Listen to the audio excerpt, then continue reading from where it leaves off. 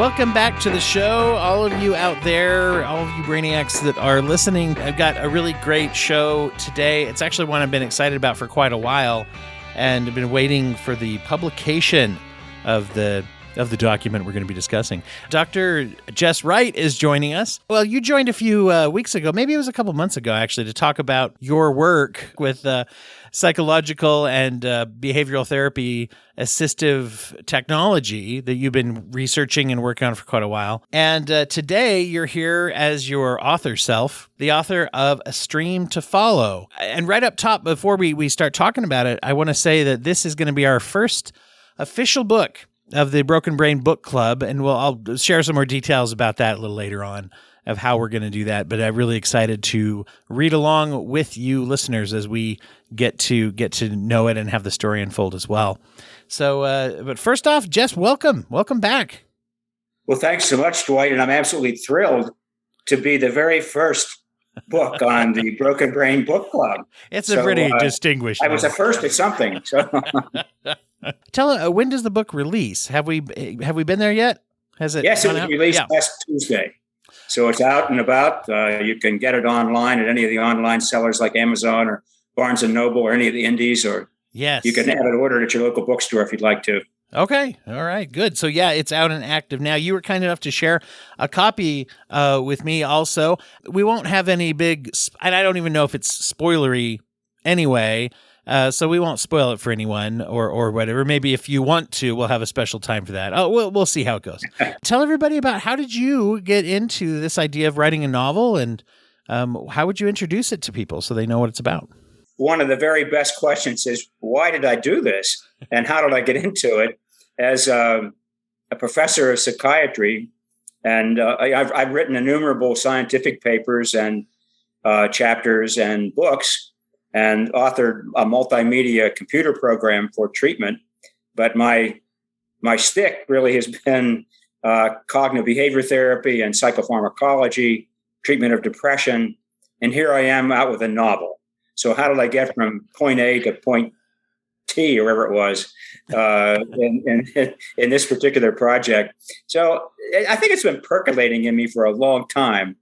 I didn't really start out to be a writer by any means. In fact, I think back to my first year of English classes in college, and I would imagine that my English teacher, literature teacher, would be astounded to realize that I had published a single thing, let alone having the audacity to try a novel.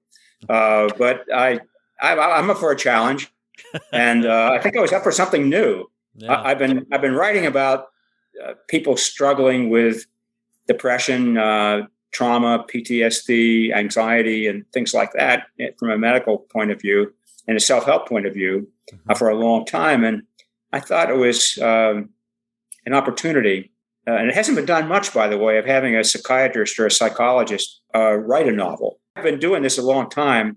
I think I know a lot about the way people suffer and the way they recover. And I thought I had an insight into character and the way people think and feel that was worth exploring. The other thing, Dwight, was I'm the son of a World War II vet, and my uncle was a World War II vet, and both of them were the so-called soldiers who suffered in silence. They didn't say a word about their experiences. And I knew for sure that my uncle had seen pretty vicious action. He was a Mustang fighter pilot that flew over the channel from England into France and Germany. And that was a very hazardous profession, to say the least. And my dad was a captain in the Pacific, and I knew he saw combat, but he never said a word about it. And he died young. And as I put it together later on in life, I thought that the war experiences that he never talked about had probably played a role in why he didn't hang around as long as he should have. Oh, wow. Yeah. And then my uncle, he finally spelled it all out to me one afternoon when he was after he'd been diagnosed with terminal lung cancer, and he knew that his days were numbered. And we were sitting in his garden, and I don't know why. I was actually planting some perennials for him. He thought, gee, maybe I could plant the garden and it would be there for a while for his wife and others. And I did it. And then it all came out. And so this World War II era novel about people that had suffered trauma, emotional trauma, physical trauma or trying to recover, I think was in me. And so that's a part of why I did it. Is it a way to connect with those individuals, with your father and your uncle? Yeah, as I wrote it, I had this deep feeling of connectivity to them, even though they're both gone now. Also, Dwight, I was a military psychiatrist for a while. When I was a medical student, Vietnam was going. That sort of dates me, as you can see, but I won't hide the fact that I have a little seasoning. But I was a medical student during Vietnam, and during those days, all the guys were subject to the draft, and the doctors were drafted like everybody else. So I was drafted and was able to defer until right after Vietnam. I served for a couple years, and I saw a lot of PTSD and guys that you just come back from the war in Vietnam. Were we calling it? That influenced me. Yeah. Yeah. Were we calling it PTSD yet in the Vietnam? Yeah, Vietnam we were. Yeah. If you go back to other wars, it was called Soldier's Heart in the Civil War, which I had not known. I did a little research on it for the book, as you might imagine. And it was called Soldier's Heart. I guess there was something about one's heart that was not quite with it enough to stay in battle indefinitely.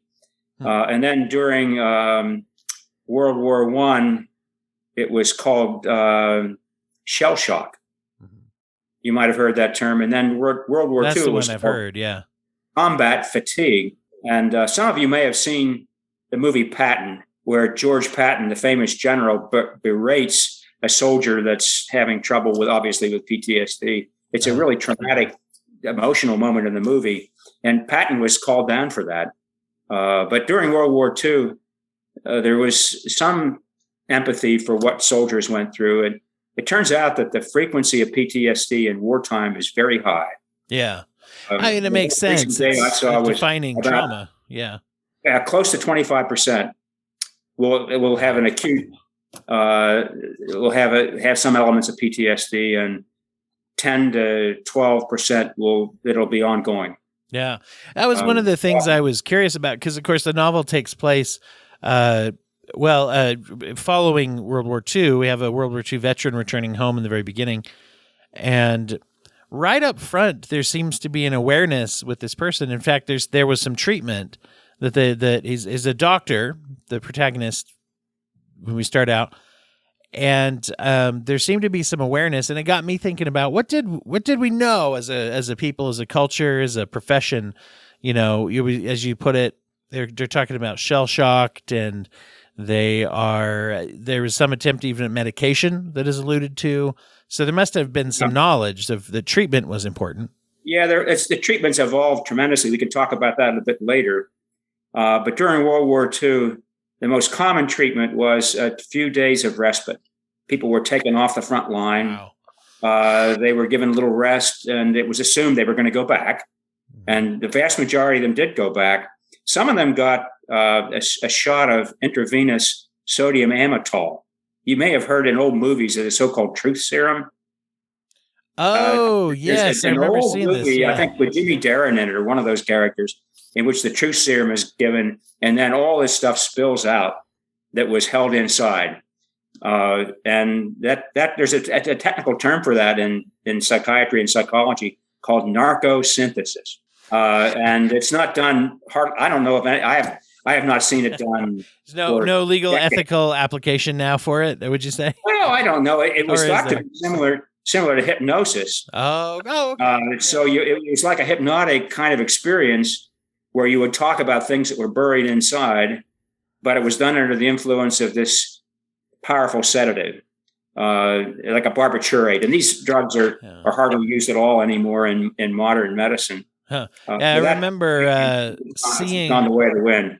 I remember seeing that in, I think it was the Guns of Navarone, that they had to lie to a compatriot that they had to leave behind because he was going to be captured and given a truth serum type of medication. And so we're going north. Just remember, we're going north. Don't tell anyone we're going north or something. Right. Did that stem at all from an understanding that talking about it was healthy?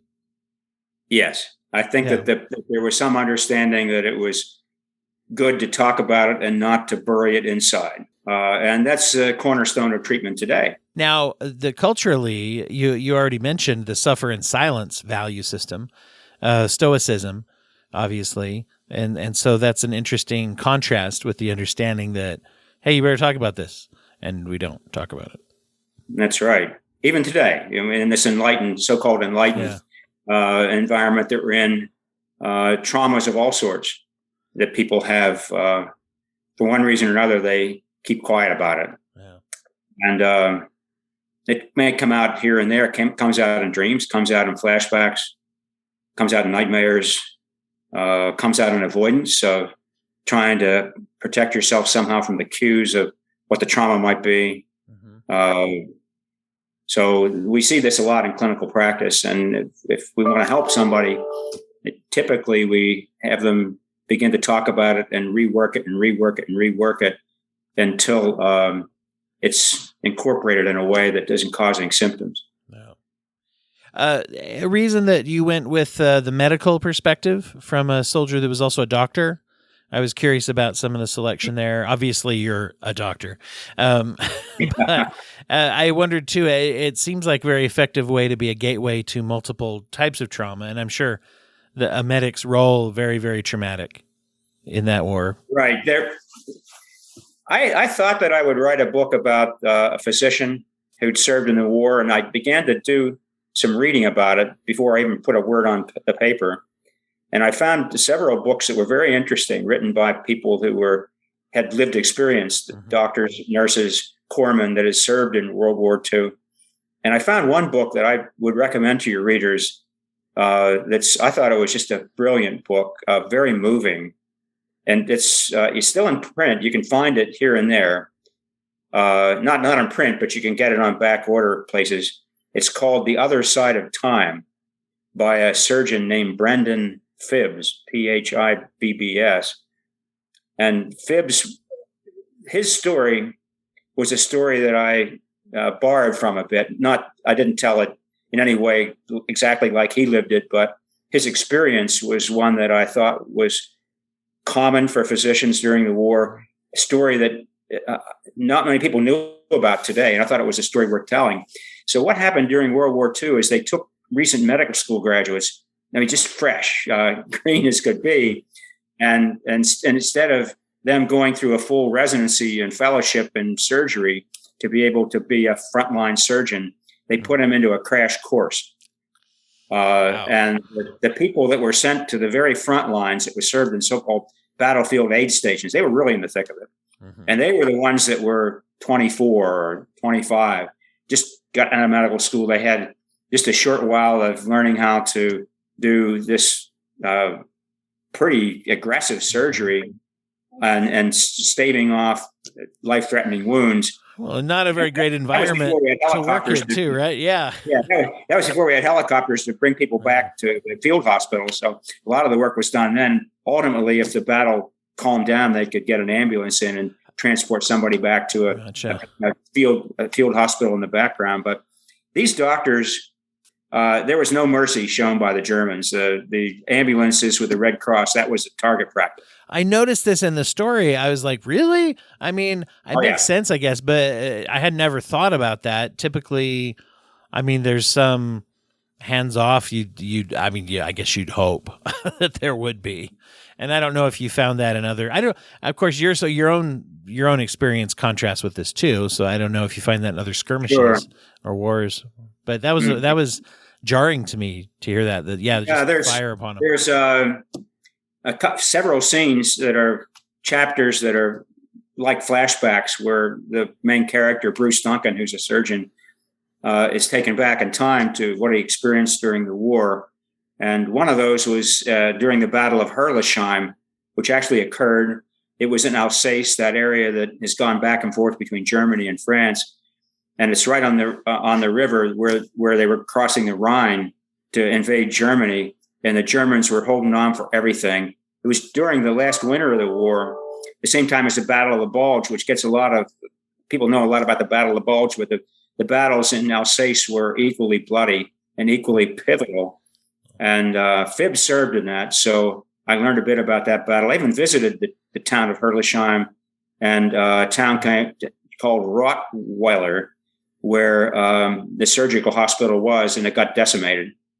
In fact, I have a short passage that I could read that would give a flavor of that. Would that be okay? Please, yeah. Wait just 1 second. I just have to go pull the book from my bookshelf and I'll of course read that passage. This is a scene that's partway through the book when Bruce Duncan, who's now trying to regroup his life in a small town in Pennsylvania as a general practitioner, and he's having his struggles with PTSD and other things. On a personal level, I appreciated the references to small town Pennsylvania. I grew up in Harrisburg, and so I actually was like, "Oh, he's the train station in Altoona. I know where Altoona is." No, who knows where Altoona is? Sure. Yeah, I tried to give it some authenticity of what a small town was like then. I happened to have grown up in that area, so I knew it pretty well. But this is a story about, this particular chapter is about this battle. And the Germans are closing in on this small town named Rohrwiller in this Battle of Herrlisheim, and they've shelled the battlefield aid station. And the doctors, there are two surgeons there, Bruce Duncan and his friend Blaze, and their colonel has just come in and said that there's no way that they can evacuate the men that are there in the hospital. There's no way they can evacuate the Germans they've captured that are injured, that they've treated, and they're going to have to defend it as best they can. And they deliver some machine guns and bazookas to the doctors. And I was imagining myself with a bazooka on my shoulder trying to stave off a They didn't issue you those in Vietnam? Yeah. But I'm going to just read a couple paragraphs from it. Wonderful. Yeah. The soldier who had his genitals shot off was resting now. His stump was packed with gauze and sulfa. The GI who had his brain ripped apart was barely breathing. Chokes and rattles told the story that he wouldn't see another day. The wounded Germans were in the corner of the room, handcuffed to cots if they were conscious. One of them had beady eyes, which he hadn't closed all night. Bruce worried about him. Could he spring on them, try to grab their guns, wipe them out, and fight his way back to his troops? His thoughts were interrupted by a sudden blast, a deafening roar and a flash of blinding light. He grabbed a gun and dived to the floor. All the lights were out now. The generator hum had stopped. Then he looked up. The corner of the room was open to the sky. He could only see an outline of the shorn rafters through the cloud of smoke that was escaping. Where did the shell hit, he thought. Did it take out any of the men? The Germans looked safe. The cots in their corner were untouched. He began to crawl toward the oil stove. There was no sign of light from the stove. Was it incinerated in the blast? They would freeze soon without its heat. It's wintertime, by the way. Deep winter. He could already feel some snow blowing through the hole in the roof. Blaze, he called out. Where are you? Is everyone safe? The two nurses cried out, safe here, safe here. Some of the soldiers who could speak replied, safe here. One of them began sobbing. Bruce kept crawling till he touched a searing piece of iron. He pulled his hand back. It was from the stove. He turned to the left, nudged forward, and felt a body in his path. He found the radial artery. No pulse. There was blood all over the head and neck. A shard of stove metal had sliced the jugular and torn most of the face off the soldier. With a sense of doom, he slipped his hand into the man's back pocket. His fingertips traced a caduceus stamped on the wallet. It was a twin of the one in his pocket. Just a month ago, a soldier who had been a shoemaker made them the wallets for Christmas. He put his head on Blaze's chest. No heart sounds, no breath. A good life was over. So I was trying to capture some of the kind of action that a physician might have seen in World War II that people now would probably not think a doc would experience those kind of things. But our main character, Bruce, going through that and many other things, does come back to the United States with some emotional wounds, not only from the war, but from terrible rejection from a woman that he fell madly in love with while he was stationed in England. That's another part of the story. We think of things sometimes. We think of Oh, the nobility. I mean, there's a reason why World War II is used a lot, I think, in movies and things, is there's a clear villain, right? We can all hate on Nazis. We think of it as very clear cut. For whatever it is, we are sending people into those situations. We don't think about that in detail. And when you lay it out like that, it's like, wow, you think of a person going through that, a person witnessing. And at the same time, there's that perspective that you put in there of the doctor, the trying to help. I'm here to help. I'm here to put people back together while everyone else is trying to tear them apart. We tend to see these wars from a great distance, unless you're right in the midst of it, like this character was, or the people that I talked to after Vietnam, or I'm sure my father and my uncle were. Those of us that haven't served on the front line, I've not served on the front line in battle, may tend to sometimes romanticize it, or even dehumanizing of what might happen, and not being fully aware of the human toll. The pictures we're seeing now from Ukraine, from the front page of we get the New York Times every day, and the front page almost every day just has these heart-rending images. Yesterday, there was an image of a soldier, I think he was 21, and he was looking in the coffin and had his hand on his twin brother who died. There's tough stuff happening out there. I was curious about some of the research that you do, and maybe how did you relate to the balance between writing with a full knowledge of a modern knowledge of PTSD, intimate modern knowledge and research that you have at your fingertips and in your brain already, and then balancing that with how would people think and talk about it, their vocabulary back then? Was that a difficult balance or not? Not so much. It's interesting that I thought when I was writing, I was almost in the era. It's strange. They're very different than medical writing. Medical writing, I'm checking all the references. Fiction writing, you can really go with the flow, if you will. So that characterized the way this thing spun out. It's interesting because clinicians, people who do any kind of counseling or any kind of therapy work, we trade in stories, right? I mean, essentially, that's what people are telling their story. Right. They're hoping for someone to have empathy for their experience and their story. Now, the stories come to us from other people.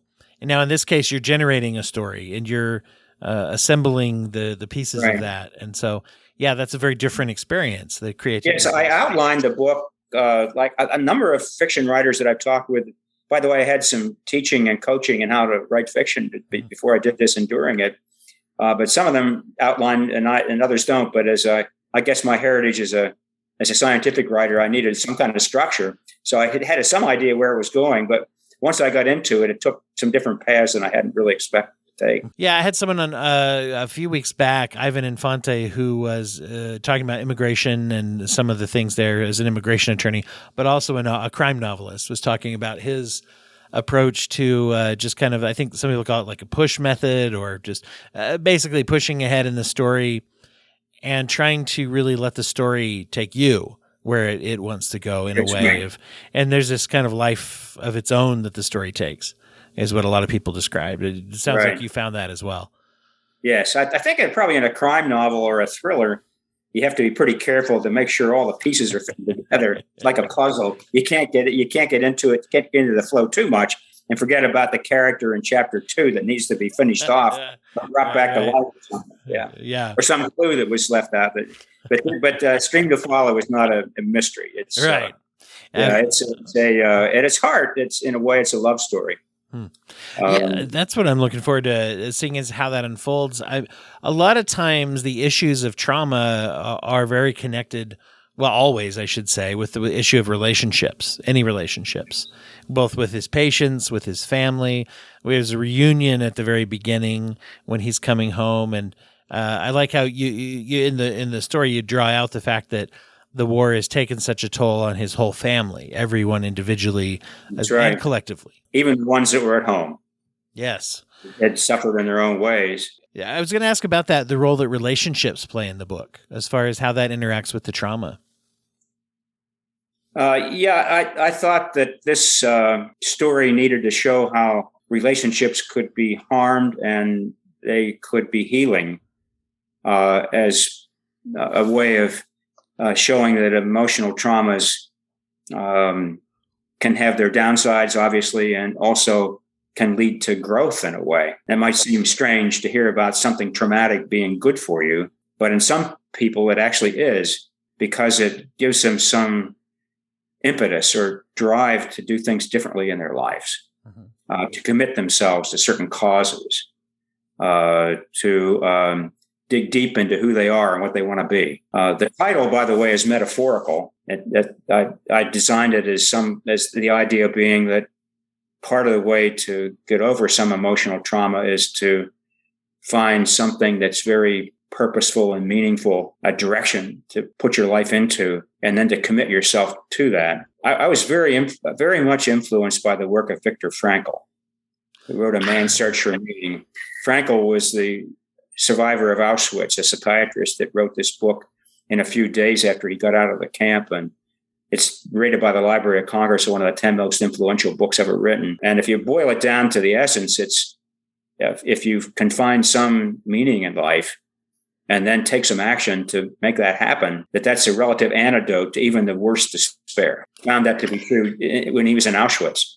It's something that it comes up a lot when I talk to people, particularly when it comes to trauma and current as they're going through trauma. I've always drawn heavily from his stories, Frankl's stories of almost narrating what was going on with the belief and the investment that he was going to live to tell the tale, that he found this purpose of, I'm going to be standing at a lectern telling everybody this happened to us and it should never happen again. He talks about a number of ways to find meaning and purpose and do something about it.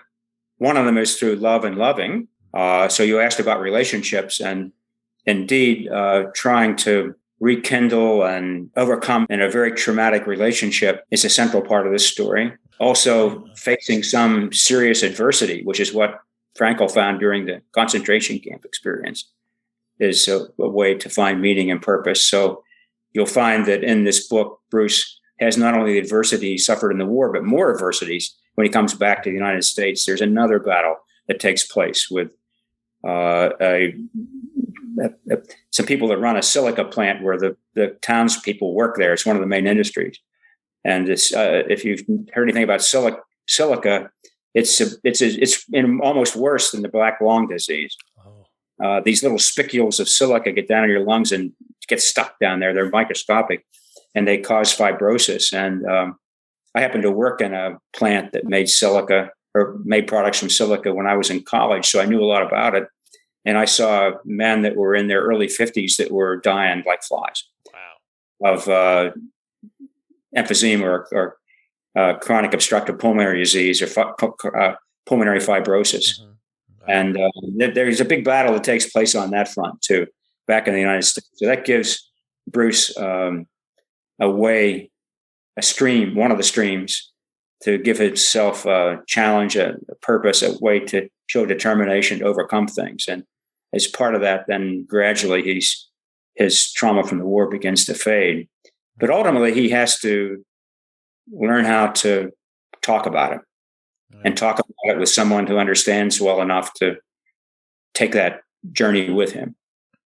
It's a journey of healing when you talk about that. And you talk about the traumatization, and it sounds like also re-traumatization that happens. They're the different forms of trauma that are there. And I think it's once again easy for us to wrap our mind around the idea that combat trauma, we get that, being shot at, having to take a life, having to witness these things.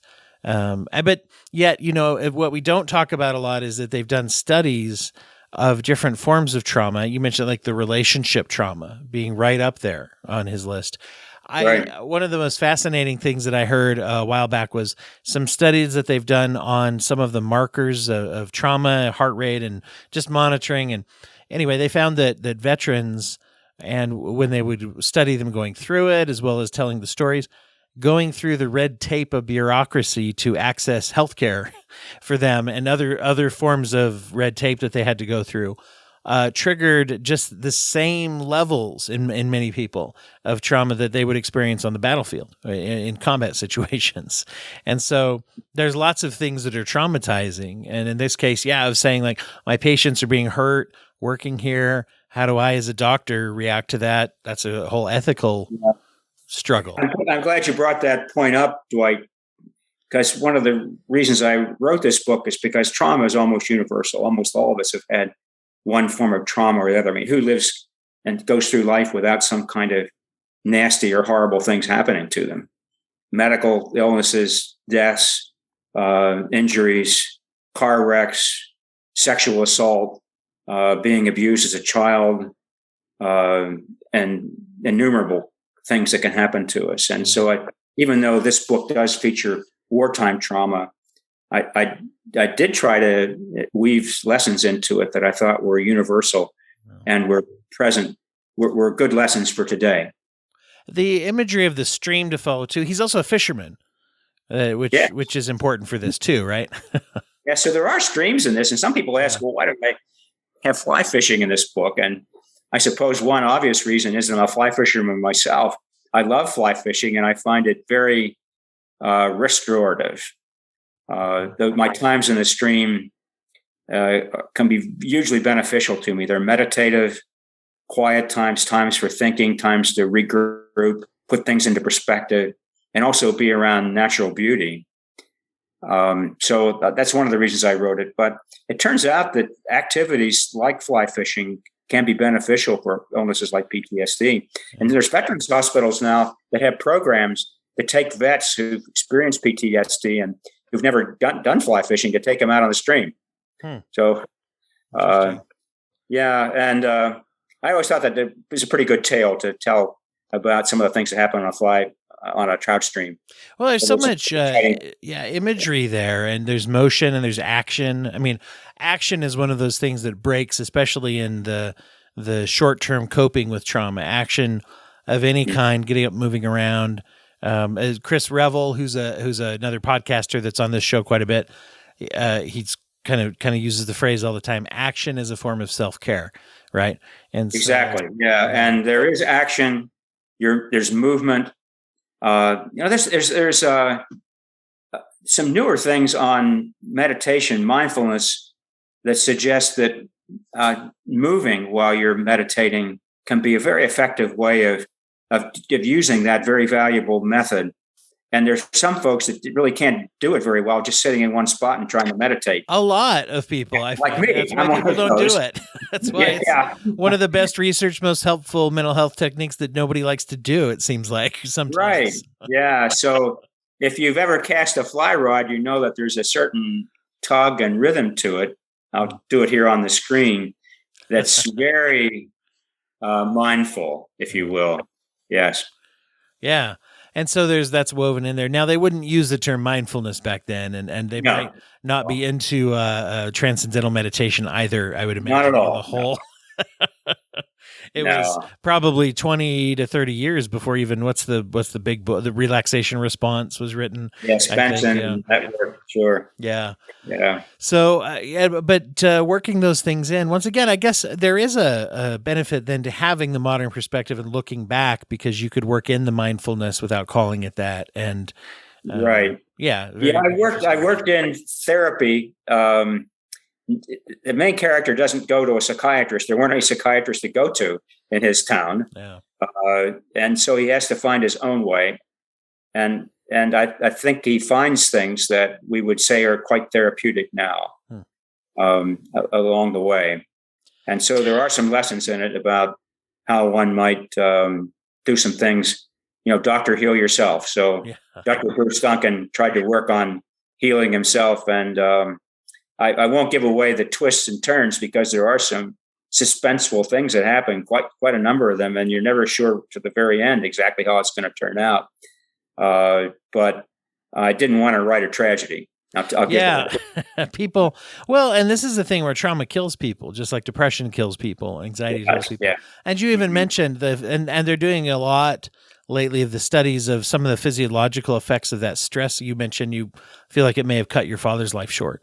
And that there is a stress that we carry around in the nervous system just being activated in fight or flight, right, all the time. Yeah. Yes, very much so.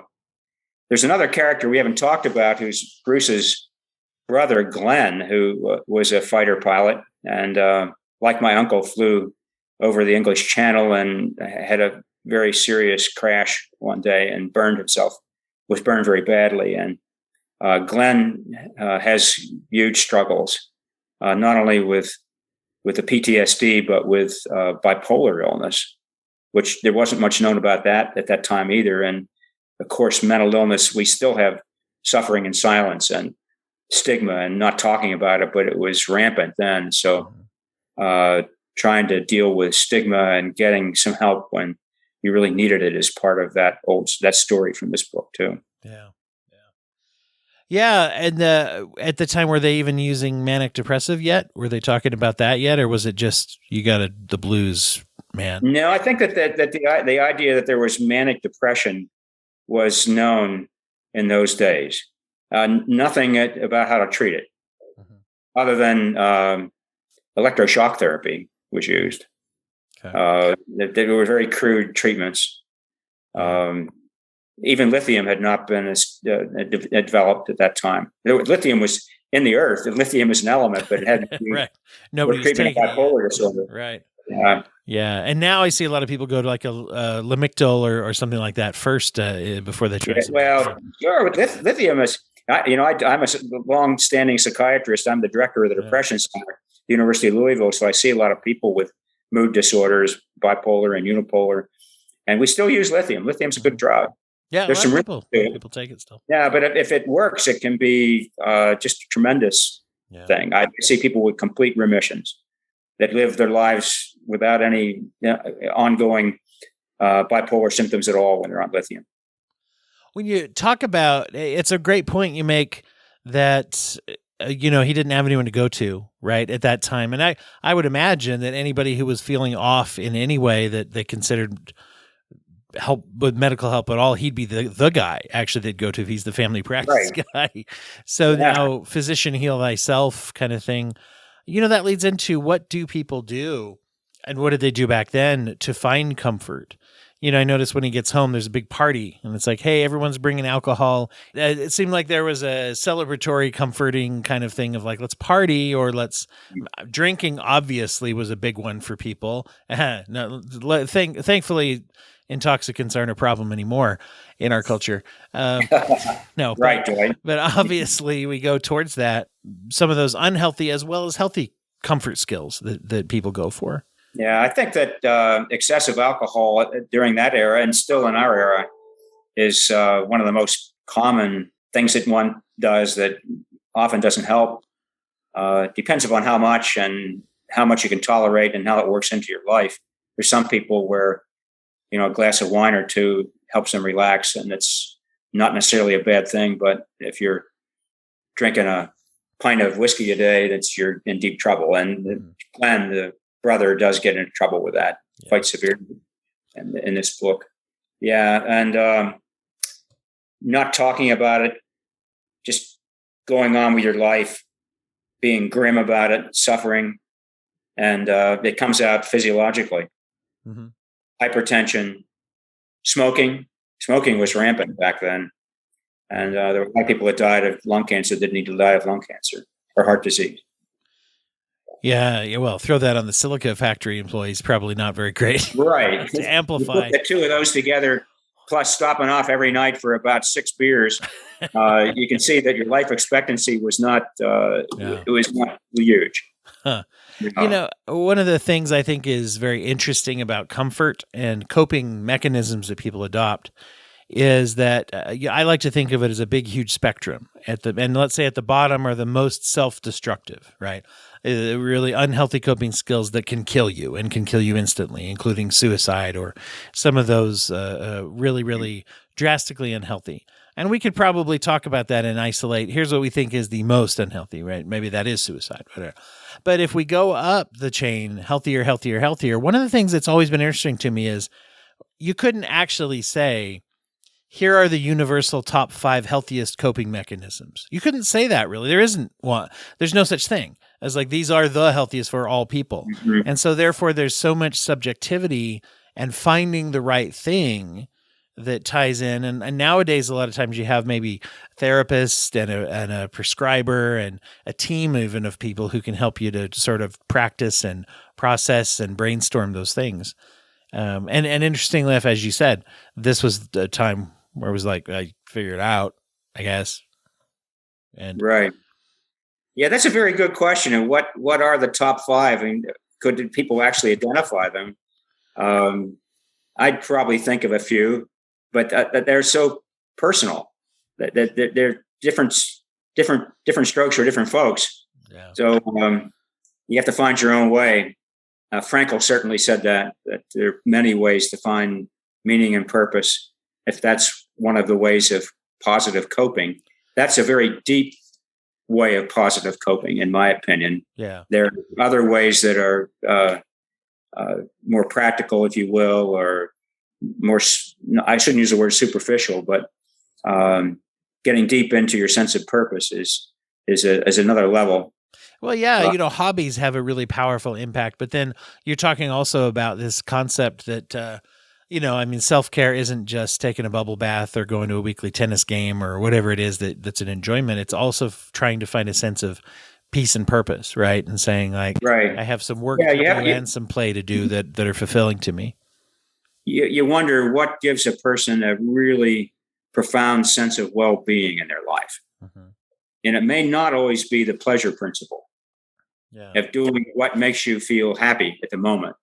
There may be doing some things that are pretty tough to do, that take some sacrifice or a challenge, or giving up some things that in the long run give you that deep sense of well-being. Mm-hmm. There's a form of therapy called well-being therapy that I've gotten very interested in. And we talk about two different kinds of well-being. There are many more than two, but one of them is this sense of well-being through meaning in life. And that's something that I think we all need to keep in mind. And when I wrote the book, A Stream to Follow, I was thinking along that deep stream, in addition to streams that didn't run quite so deep. Mm-hmm. One of those might be, for our character, was fly fishing. Another one was his daily work with his patients, which is extremely meaningful to him. Here I am going to put you on the spot, and so that it's nice that it's pre-recorded, so if I am putting you on the spot, we can edit it out. But I certainly hope what the plan is, as we get into this book club with listeners, is that we're going to have people have a chance to read. We're going to have a meeting like all book clubs do to discuss. And I'd love to invite you to be part of that, to come in. I mean, that's one of the things that would be very exciting, I think, for people reading it. I'd love to do that. That would be really exciting. On my website, you can find some questions that I suggested that book clubs might use. I think you already asked me a few of them, but there's some on that list that we haven't talked about yet. Like, why did you write this book? Yeah. Mm-hmm. That's a good. What is your website, by the way, where people can find that? You can get it at Jess Wright MD. Jess Wright MD. It's a .com. .com. Yeah, nice. JessWrightMD.com. Yeah, you got the .com. That's good. Yeah, we need to put that on.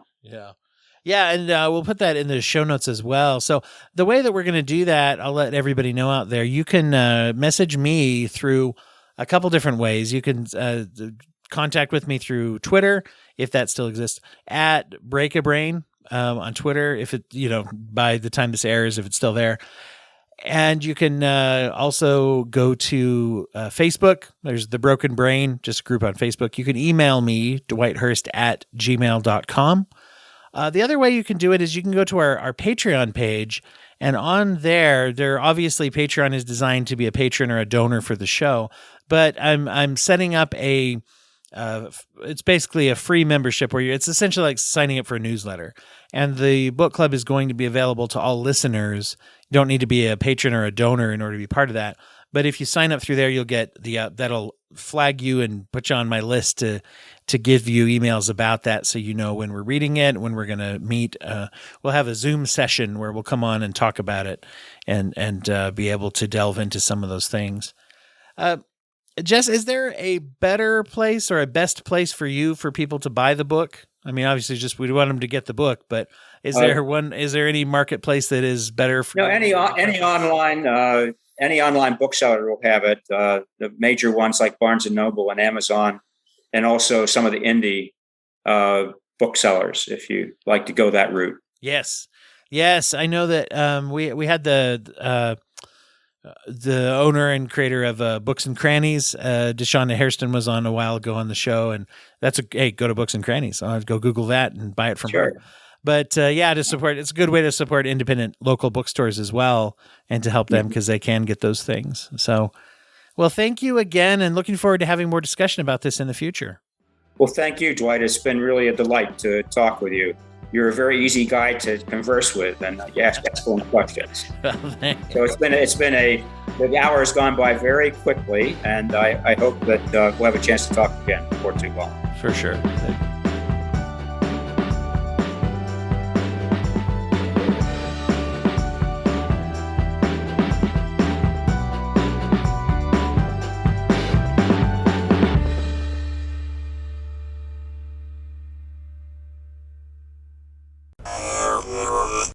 Thank you for listening to the Court Arts Podcast Network. To listen to more Court Arts shows, visit courtamparts.com.